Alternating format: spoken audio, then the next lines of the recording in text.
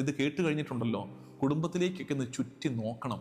നമ്മുടെയൊക്കെ വീട്ടിലുണ്ട് ഒരു ഭർത്താവ്, ഒരു ഭാര്യ, ഒരപ്പൻ, ഒരമ്മ, മറിയത്തെ പോലെ സ്നേഹിക്കുന്നവർ, ഒന്നും മിച്ചം വയ്ക്കാതെ സ്വന്തം ജീവനും ജീവിതവും മറ്റുള്ളവർക്ക് വേണ്ടി ഉടച്ചൊഴിക്കുന്ന ഒത്തിരി ജന്മങ്ങൾ നമ്മുടെ വീട്ടകങ്ങളിൽ തന്നെ നമുക്ക് കാണാൻ പറ്റും. സ്വന്തം ജീവിതത്തെ ഒരു നാർദീൻ ഭരണിയായി പ്രിയപ്പെട്ടവരുടെ മുമ്പിലേക്ക് അർപ്പിക്കുന്നവർ, ഉടച്ചൊഴിക്കുന്നവർ ഉണ്ട്.